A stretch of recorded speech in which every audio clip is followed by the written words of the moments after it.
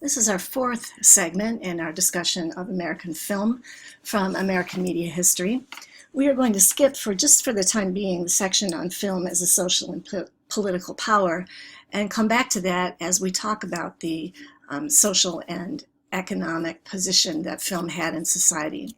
In this segment, we're going to talk about the last great technological advance, at least until television came along, and that is the addition of sound to motion pictures.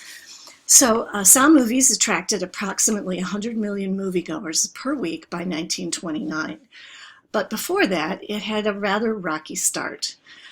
American Telephone and Telegraph, yes, the AT&T that we know today, perfected a sound-on-disc recording and reproducing system that Edison was not able to perfect. They did it to test a new long-distance telephone network, but the Warner Brothers, a very small and struggling Hollywood studio, needed something to get itself back on its financial feet, and they took hold of that technology and tried adding sound to a film. So the first film that ever had a soundtrack was in 1926, the movie Don Juan, yes, that's how you pronounce it, with John Barrymore, and it was an extremely successful experiment. The next film with sound was Al Jolson in The Jazz Singer. He sang, I think, 6 songs and spoke about 300 words of dialogue. It was in 1928. And then the first all-talking film was The Lights of New York in 1929. Now, of course, the other studios were paying close attention to sound, but they were really hoping that it wouldn't take off. For example, they already had a pretty large investment in silent films.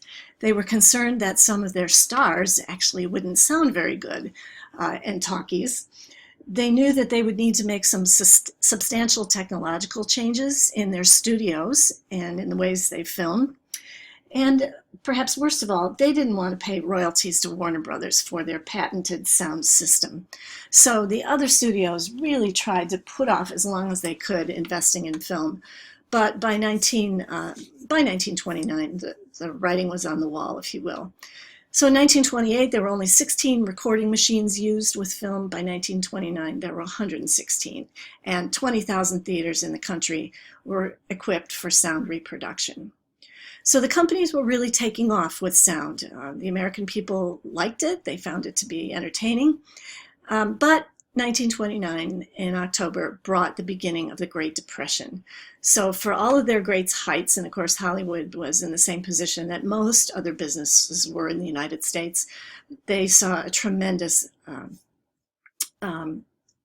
drop off in attendance. So the movie industry took a hit, just as the whole economy did. In 1934, they started using gimmicks to get viewers to come back. So they had, 2-for-1 admissions, which meant they had to have more than one movie. And so, not unlike the old block booking and blind booking system, theaters had to take some pretty bad B movies in order to get the good ones. But they had all kinds of things, raffles and many ways that they could think of to get people to come back to the movies. Eventually they did, because World War II brought back some employment.